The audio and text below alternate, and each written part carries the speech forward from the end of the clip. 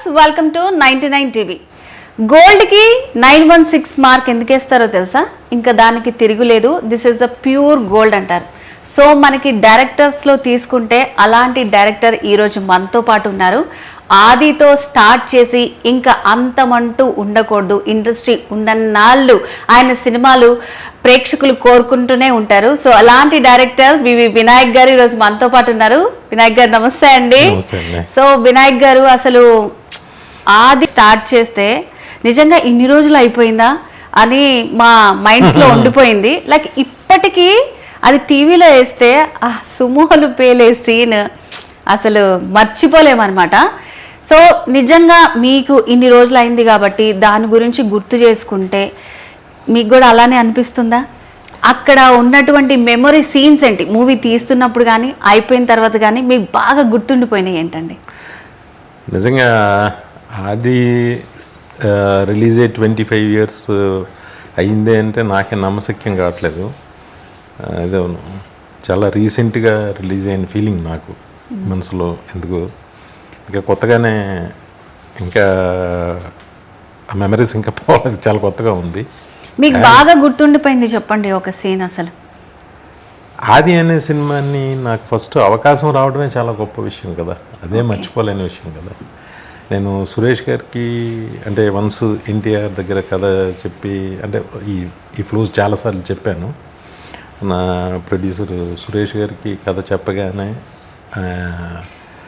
ఆయన చాలా ఫిల్మ్ ప్యాషనెట్గా ఆయన వినే నాకు ఏం చెప్పావు అదే ఎక్కడ ఏం కాంప్రమైజ్ అవ్వకుంటారు. అంటే ఫస్ట్ నేను దేవుడికి ప్రార్థిస్తాను, థ్యాంక్స్ చెప్పాలి. ఎందుకంటే నాలాగా ఒక కొత్త డైరెక్టర్కి అంత ఫ్రీ హ్యాండ్గా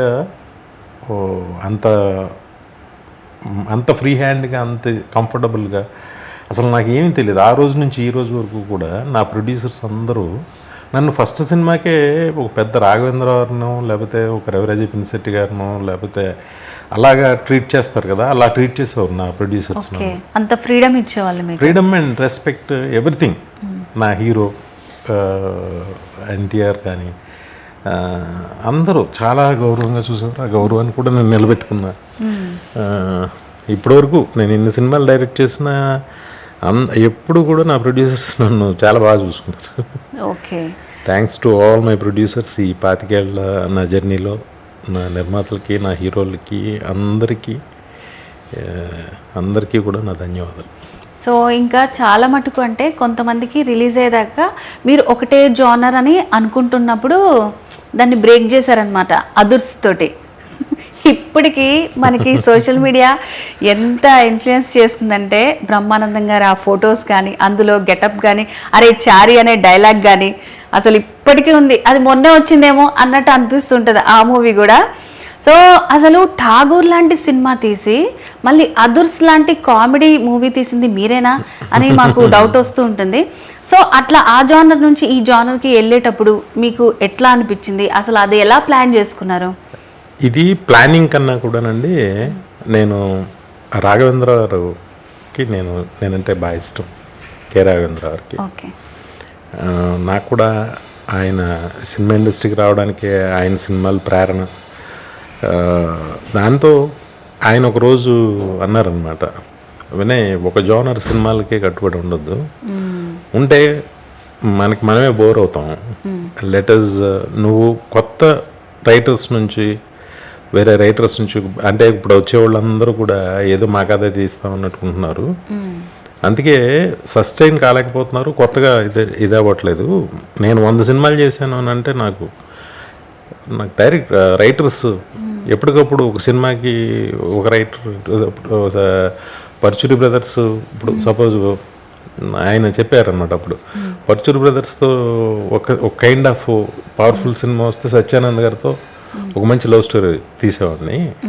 ఇలాగ నేను ఎప్పటికప్పుడు నాకు కొత్తగా అనిపించే సడన్గా ఎండమూరి గారితో ఒక వేరే కైండ్ ఆఫ్ ఒక నవల్ తీసేవాడిని, ఒక చిన్న సినిమా తీసేవాడిని సంబంధం లేకుండా. ఇవన్నీ ఏంటంటే ప్లాన్డ్గా చేసుకున్నాను. అలా మీ జనరేషన్ కూడా మీరు ప్లాన్డ్గా చేసుకోవాలి. నెక్స్ట్ నాది అదే ఉందన్నమాట. ఈ జనరేషన్ వాళ్ళకి ఏమి ఇస్తారని మీరు అప్పుడే చెప్పేస్తే ఎలాగా మనం దీని గురించి అన్నారు ఆయన. అప్పటి నుంచి నేను బయట కథలు వింటూ చేసే కొత్తగా చేసుకోవడానికి ఇదే. ఓకే. సో అంటే ఇప్పుడు ఠాగూర్ సినిమా అది కూడా అంతే, ప్రతి సినిమా ఇంకా ఆనిముత్యం అండి, దాన్ని మర్చిపోలేము. సో ఠాగూర్ సినిమా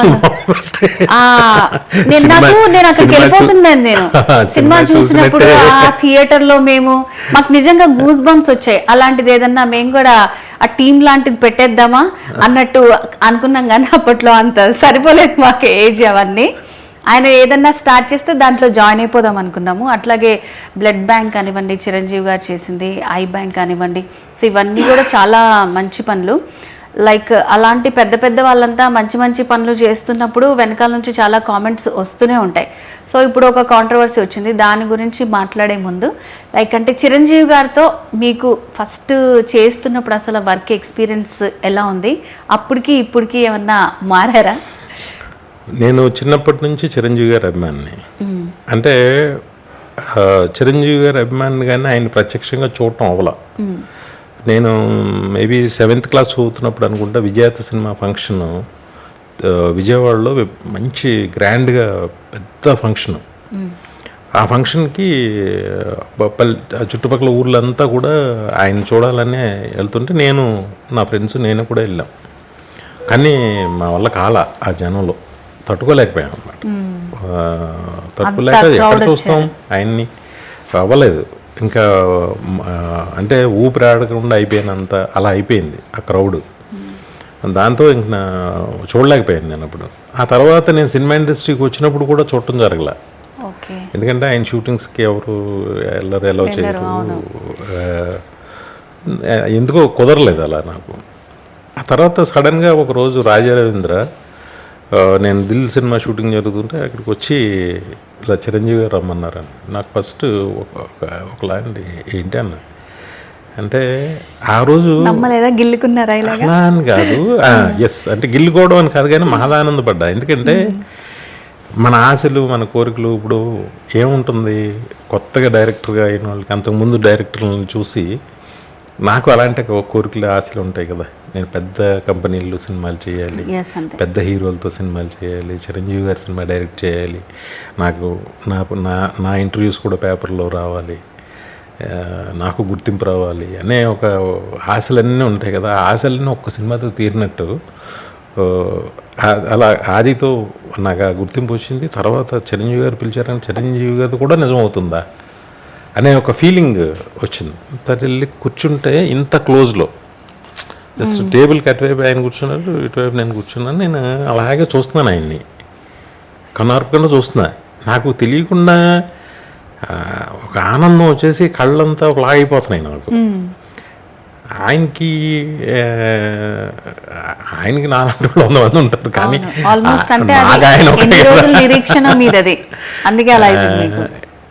అసలు ఇంకే ఏ డైరెక్టర్కి ఏ ఫ్యాన్కి అలాంటి ఒక సందర్భం వాళ్ళ జీవితంలో ఏ హీరోతో వచ్చిందో లేదో నాకు తెలియదు. అదే టైంకి మురళీమోహన్ గారు వచ్చారు. వస్తే నాతో మాట్లాడటం కుదరలేదు. ఆయన నన్ను ఫస్ట్ మురళీమోహన్ గారితో మాట్లాడుతుంటే ఏమైనా తింటారా అన్నారు ఆయన మురళీమోహన్ గారిని. అంటే తిన్నాం చిరంజీవి గారు, దోశ తిన్నాం అన్నారు ఆయన. చిరంజీవి గారి ఇంట్లో దోశ బాగుంటుంది అంటే ఆయన ఫోన్ చేసి లోపల కుక్కి చెప్పారు దోశలు వచ్చినాయి. వస్తే ఇంత క్లోజ్లో ఆయన నాకు వడ్డిస్తున్నారు, ఆయనతో పాటు నాకు వడ్డిస్తున్నారు. నాకు అసలు ఇది ఈ experience as a fan boy ఎవరికన్నా ఉంటుందా అంటే జరిగే విషయం కాదు కదా. ఫస్ట్ టైం నాకే జరిగిందేమో మేబీ. సో అంటే సినిమా తీసిన తర్వాత కూడా మీకు ఇంకా అదే ఫీలింగ్ ఉంది?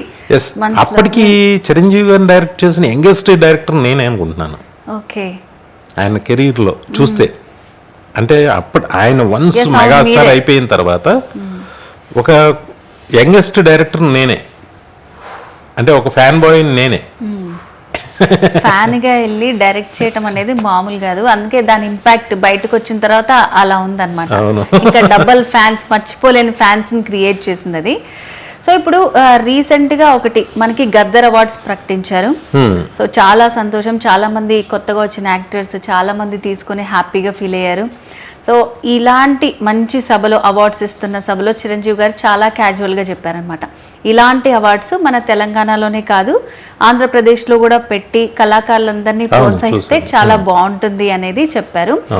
చూసిన వాళ్ళందరికీ కూడా ఆ ఫిలిం ఇండస్ట్రీ లవర్స్, చిరంజీవి గారి లవర్స్ అనే కాకుండా అందరికీ అది చాలా క్యాజువల్గా అనిపించింది. కానీ కొంతమంది ఇండస్ట్రీలో ఉన్న వాళ్ళే, అది కూడా చాలా పెద్ద పెద్ద ప్రొడ్యూసర్సే ఆయన మీద కామెంట్ చేయటం, అంటే ఆంధ్రప్రదేశ్కి అంత లేదా, ఇండస్ట్రీ ఏమీ ఇవ్వదా, ఎందుకు అలాంటి మాటలు మాట్లాడాలి, అలాంటివన్నీ అంటున్నారు. సో లైక్ అంటే ఇలాంటి నెగిటివ్ కామెంట్స్ వచ్చినప్పుడు యాజ్ ఏ ఫ్యాన్గా లేదంటే ఇండస్ట్రీ పర్సన్గా మీకు ఎలా అనిపిస్తుంది అసలు? నేను చాలా సందర్భాల్లో ఉండి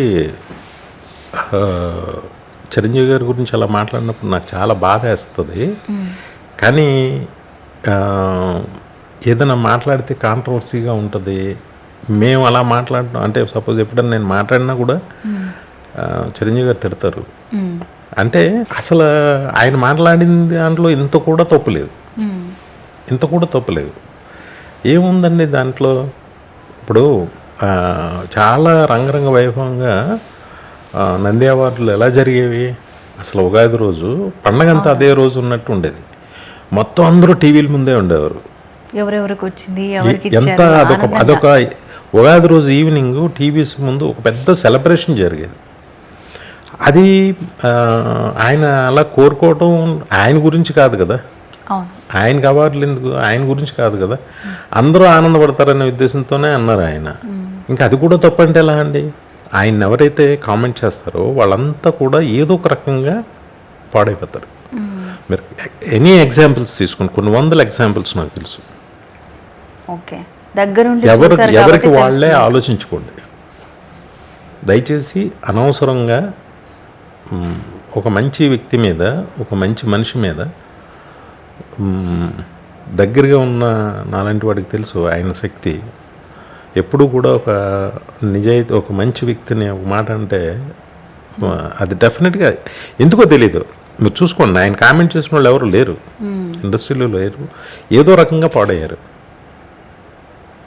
అసలు ఆయన ఎప్పుడన్నా ఆయన స్టేటస్ ఏంటి, ఆయన ఇదేంటి, ఆయన ఐఏఎస్ ఆఫీసర్ దగ్గర నుంచి చిన్న కానిస్టేబుల్ వరకు ఆయన ఫ్యాన్. వాళ్ళ దగ్గరకు ఒకసారి ఒక ప్రొడ్యూసర్ విషయంలో కొన్ని బస్సులు వేసుకుని ఒక 2-3 వేల మంది వచ్చేసారు. ఒక ప్రొడ్యూసర్ ఏదో కామెంట్ చేసాడని వచ్చేస్తే ఈయన వచ్చేసి ఈయన ఇంటికి వెళ్ళి నుంచుని వచ్చేసేస్తాం అని చెప్పేసి చాలా బేపచ్చంగా వచ్చేసారు. వస్తే ఈయన వాళ్ళందరినీ చెప్పు తీసుకు కొడతానని చెప్పి తిట్టారు. ఆయన తిట్టే తమాషాలు వేస్తున్నారా ఏనా అంటే, ఏమైంది నన్నంటే మీకు బాధ, నాదలుకోండి అని చెప్పి, అదే మిమ్మల్ని అంటే మాకు బాధ కాక ఎవరికి అంటారు వాళ్ళు. అబ్బా ఆ రోజు ఎంత టఫ్ అయిందండి దాన్ని హ్యాండిల్ చేయడం. ఫ్యాన్స్ అందరికీ నచ్చ చెప్పుకోలేకపోయారు చాలా. ఇప్పుడు ఆయన 4 మెట్లు దిగితే, ఆయన 4 మెట్లు దిగితే ఆయన ఎన్ని మాటలు మాట్లాడగలరు? ఆయన తరఫున ఉన్న వాళ్ళు అసలు వాళ్ళు ఎన్ని చేయగలరు? ఎందుకండి ఇవన్నీ చెత్త విషయాలు? ఆయన ఇండస్ట్రీ తరఫున అడిగారు, ఆయనకి ఏమన్నా కావాలని అడిగారా? ఆయన ఏం మాట్లాడినా కామెంట్ చేసేయడమే, అసలు ఇంకేమైనా మాట్లాడకూడదా? అది అందరి అభిప్రాయం. నిజంగానే చక్కగా చేస్తే ఏం తప్పేంటి? చేసి నంది అవార్డులు ఇచ్చారు ఏంటి, గవర్నమెంట్కి పేరు వస్తుంది అంతే కదా. ఆయన ఎవరి పేరు తీసి ఏం అనలేదు కదా. బాధేస్తుంది. సో ఎంత అయినా పాలిటిక్స్కి దూరంగా ఉందామన్నా, అంటే దాంట్లోకి లాగుతున్నట్టు మీ వాళ్ళు ఉన్నారు కదా, వాళ్ళతో అడిగి చేయించుకోవచ్చు కదా, ఇలా స్టేజ్ల మీద చెప్పడం ఏంటి? ఇట్లాంటి మాటలు అన్నప్పుడల్లా నిజంగా ఆయన ఎన్ని ఇండస్ట్రీలో జరిగినా కూడా డైరెక్ట్గా మీరన్నట్టు అసలు ఆయనకి రాజకీయాలు సంబంధం అసలు చిన్నది అర్థం చేసుకోవాలి. ఆయన గ్రేట్. ఆయన గురించి ఒక్క విషయం అర్థం చేసుకోండి, సింపుల్ విషయం చెప్తాను. ఇప్పుడు పవన్ కళ్యాణ్ గారు, చంద్రబాబు నాయుడు గారు, పవన్ కళ్యాణ్ గారు ఇది ప్రమాణ స్వీకారం చేస్తుంటే నరేంద్ర మోడీ గారు వచ్చారు, ప్రైమ్ మినిస్టర్. ఆయన పవన్ కళ్యాణ్ గారు మోడీ గారికి, ఇప్పుడు చిరంజీవి గారిని మోడీ గారి దగ్గర తీసుకెళ్తారు ఎవరైనా. మోడీ గారితో మా అన్నయ్య అనగానే ఫస్ట్ మోడీ గారు లేచి చిరంజీవి గారిని కలిసారంటే చిరంజీవి గారి గురించి మోడీ గారికి ఏం తెలీదా? అదే కదా. ఎక్కడో అల్లూరు సీతారామరాజు ఒక ఫంక్షన్ జరుగుతుంటే గవర్నమెంట్కి, ప్రభుత్వానికి ఆయనకి ఏమైనా సంబంధం ఉందా? మన తెలుగు వాడిగా ఆయనకి ఆ గౌరవం ఇచ్చి ఆయన ఇన్వైట్ చేశారు అక్కడ. Prime minister Alluri Sitaramaraju programme అది వెస్ట్ గోదావరిలో. ఆయన బయటంతా అంత కీర్తిస్తూ అంత ఇది చేస్తుంటే సినిమా ఇండస్ట్రీలో మనం నెత్తి పెట్టుకోవడం పోయి మనం ఇది చేసుకోవడం పోయి మనమే కామెంట్ చేస్తే ఏంటండి అది దరిద్రం. కానీ మీరు చెప్పి నాకు ఒకటి చాలా బాగా నచ్చింది. అంటే లైక్ ఫస్ట్ ఎవరన్నా కామెంట్ చేసినా ఫ్యాన్సే బాగా రియాక్ట్ అవుతారు. సో అలాంటి వాళ్ళని కంట్రోల్ చేసే వాళ్ళే రియల్ హీరో. సో ఆ పొజిషన్లో ఎప్పుడు మెగాస్టార్ ముందుంటారు. మీకు కూడా చెప్పారన్నారు, మీకేంటి అసలు నన్నంటే అని చెప్పి. నేను లేనండి, నేను చూశాను కళ్ళారా. ఏమన్నా కామెంట్స్ వచ్చినా ఏమొచ్చినా రియాక్ట్ అవ్వద్దు అంటారు. అస్సలు ఎవరు ఏం పట్టుకోండి, ఏం వదిలేండి, నన్ను కదా అన్నారు, మీకెందుకు అనే గొడవలోనే ఉంటారు ఆయన. ఓకే సార్, ఇప్పుడు చరణ్ గారితో మూవీ తీయాలి అనే ప్రపోజల్ అసలు అంటే చిరంజీవి గారే తీసుకొచ్చారా లేకపోతే మీ ఐడియానా? అది ఎలా వచ్చింది అసలు? నాయక ఏమో గుర్తులేదు, కానీ నేను ఏదో కథ చెప్పాను, అది ఆకుల శివ కథ చెప్పాడు నాకు. చెప్తే బాగుంటుందని చెప్పాను, చెప్పగానే నచ్చింది, చేశారు అంతే. అదే నాకు కరెక్ట్గా దాని ప్రాసెస్ ఎలాగ అయింది గుర్తులేదు. దానే ప్రొడ్యూసర్ దాని గారు కలిపినట్టున్నాను. ఓకే. సో అంటే ఇప్పుడు రామ్ చరణ్ గారి టాపిక్ కూడా వచ్చింది కాబట్టి చాలా మందికి ఉండే డౌట్, చిరంజీవి గారికి ఉన్న హ్యూజ్ ఫ్యాన్ చరణ్ గారికి కూడా ఆల్మోస్ట్ అంతే ఉంది.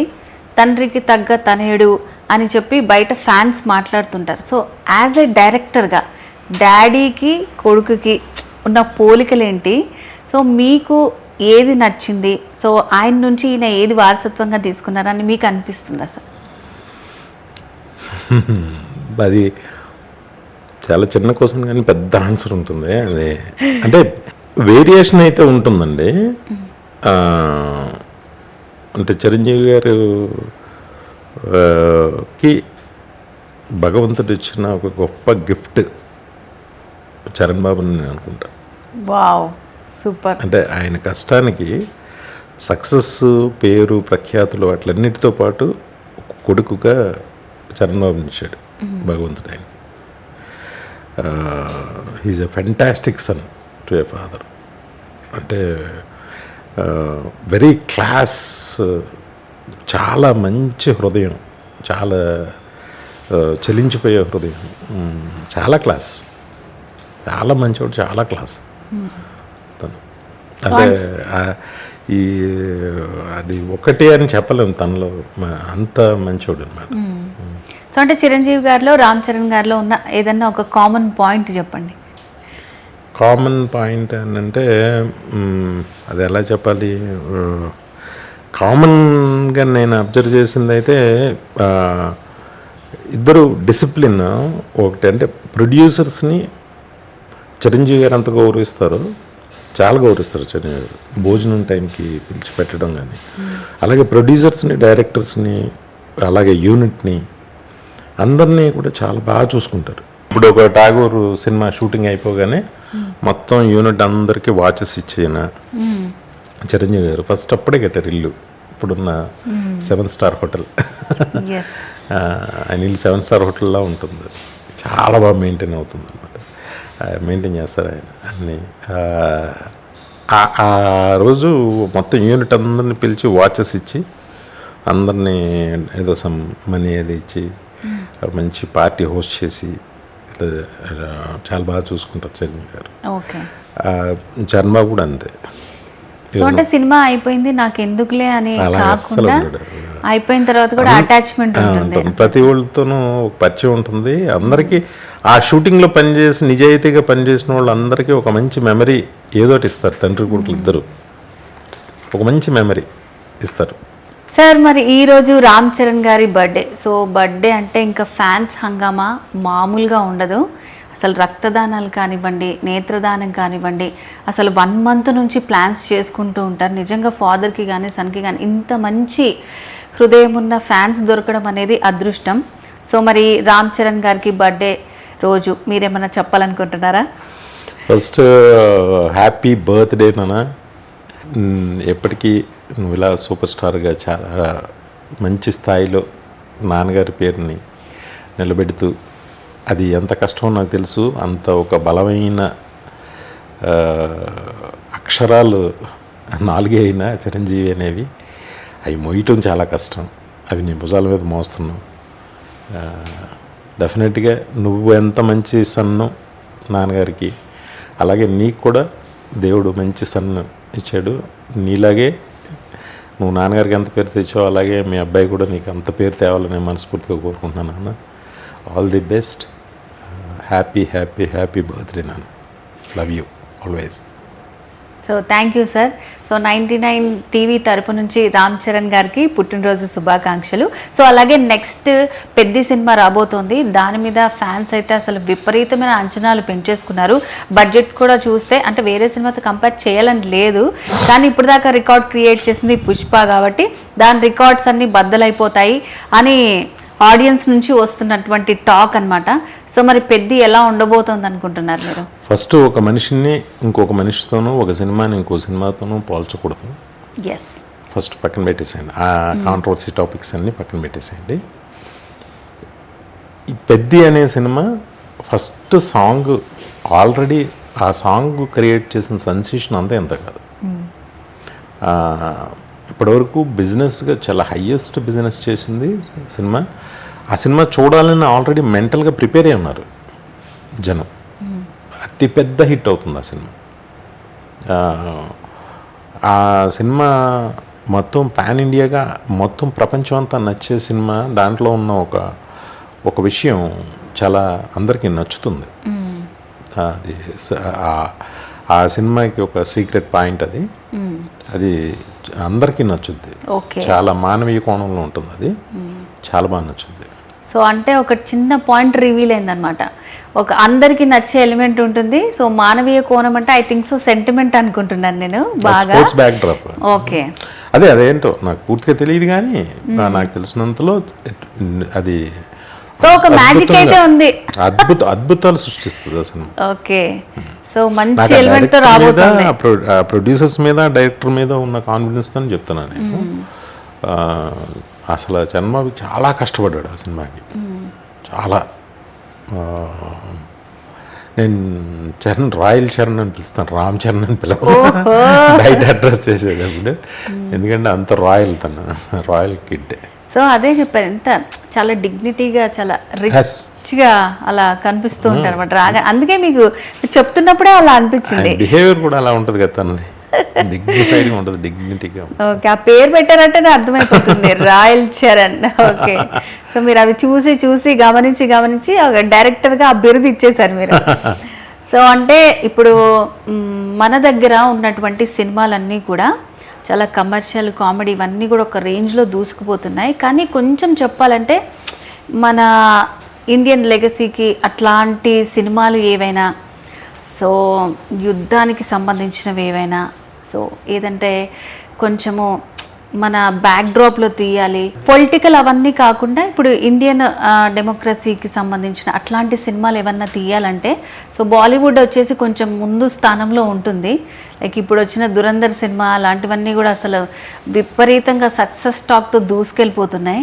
సో టాలీవుడ్లో అలాంటి సినిమాలు ఎప్పుడు వస్తాయి ఏంటి, మరి మీరు ఏమన్నా ప్లాన్ ఉందంటారా? అలా అని కాదండి, మనకి ఇక్కడ స్వతంత్ర వీరులు, స్వతంత్ర పోరాటం అంటే నాకు పూర్తిగా తెలియదు, కానీ నేను విన్నంత వరకు చెప్తున్నాను. నేను మీలాగే అడిగితే మనకి యోధులు ఎవరైతే ఉన్నారో, ఇప్పుడు సీతారామరాజు గారు ఉన్నారు. అల్లూరు సీతారామరాజు గారి పేరే ఫస్ట్ గుర్తొస్తుంది మన తెలుగు వారికి. మన తెలుగు వాళ్ళందరికీ ఆయనది కాబట్టి ఆయన సినిమా వన్స్ వచ్చేసింది. వీరుల కథలు ఒకసారి వచ్చిన తర్వాత ఇంక మళ్ళీ దాంట్లో చేయడానికి ఏం ఉండదు. బట్ మీరు నార్త్ ఇండియాకి వెళ్తే బ్రిటిష్ వాళ్ళ గాయిత్యాలు, బ్రిటిష్ వాళ్ళ మీద పోరాటాలు ఇవన్నీ కూడా నార్త్లో ఎక్కువ జరిగాయి. అమృత్సర్ దగ్గర జలియన్ వాలాబాగ్ జరిగిన ఆ షూట్అవుట్ జరిగిన ప్లేస్ ఉంటుంది. మీరు ఆ ప్లేస్కి వెళ్తే మీకు తెలియకుండా మీ కళ్ళ నీళ్ళు వస్తాయి. ఇంకా ఆ బుల్లెట్లు దిగిన, ఆ బ్రిటిష్ బుల్లెట్లు దిగిన హోల్స్ ఇంకా ఉంటాయి అక్కడ ఆ వాల్స్కి. అది ఒక వెబ్ సిరీస్ కూడా వచ్చింది, చూసారు? అది నిజంగా జరిగింది. అలాగే మన సినిమాలో చూస్తున్నాం కాబట్టి వెళ్ళి ఆ ప్రాంతం చూస్తే మనకు అలా అనిపిస్తుంది. అలాంటి దారుణాలన్నీ అక్కడే జరిగాయి. ఒక ఇండియా Yes, పాకిస్తాన్ okay. విడిపోయినా ఏం జరిగినా అక్కడే జరిగాయి కాబట్టి వాళ్ళకి ఎక్కువ ఐడెంటిఫికేషన్ ఉంటుంది. నార్త్ సైడ్ వచ్చాయి కాబట్టి ఒక బార్డర్ తీసుకోండి, గద్దర్ తీసుకోండి, ఏదైనా ఇంకా చాలా సినిమాలు మనకు తెలియనివి, చాలా సినిమాలు నాకు తెలియనివి. ఇప్పుడు దురంధర్ ఓకే, ఎలా ఉంది అనిపించింది మీకు? మీ ఒపీనియన్ ఏంటి దురంధర్ పైన? టెరిఫిక్గా ఉందండి, సూపర్గా ఉంది. అంటే ఒక సినిమా పొటెన్షియాలిటీ, ఒక సినిమా ఎంత డబ్బు తెస్తుందా అని మనకి ఒకసారి బాహుబలి ఆశ్చర్యపరిచింది.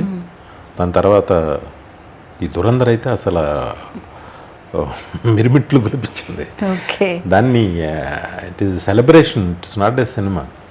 అలా ఉంది థియేటర్స్ అంతా. అంటే ఇప్పుడు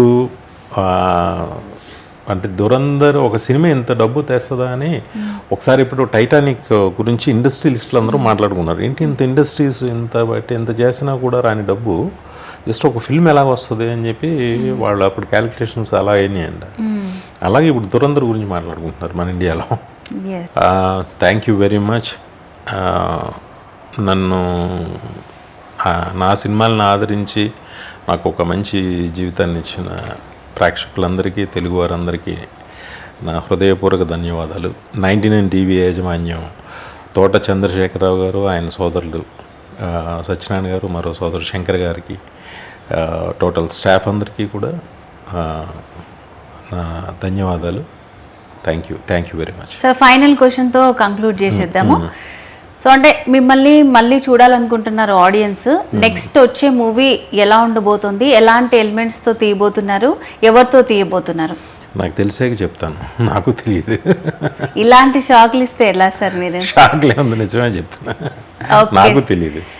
sir thank you so much sir. Thank you. మీ విలువైన సమయాన్ని మా కోసం స్పెండ్ చేసి చాలా మంచి ఇన్ఫర్మేషన్ ఇచ్చారు. Thank you. సో నెక్స్ట్ వాళ్ళు కూడా ఎట్లా ఉండాలి ధైర్యంగా, సో ఎలాంటి ఓటీటీలు ఎలాంటి ప్లాట్ఫామ్స్ వచ్చినా అసలు నెక్స్ట్ జనరేషన్కి ఎవరు ఏం చెప్పక్కర్లేదు. ఎందుకంటే మాకన్నా నెక్స్ట్ వాళ్ళు తెలివైన వాళ్ళు, వాళ్ళకన్నా ఆ నెక్స్ట్ వచ్చేవాళ్ళు తెలివైన వాళ్ళు. అంతే, జెన్జీ, ఆల్ఫా, బీటా ఇలా వెళ్ళిపోతుంది జనరేషన్. అంతే. ఎవరికి అడ్వైజులు ఇచ్చే అవసరం లేదే అని చెప్తున్నారు వినాయక్ గారు.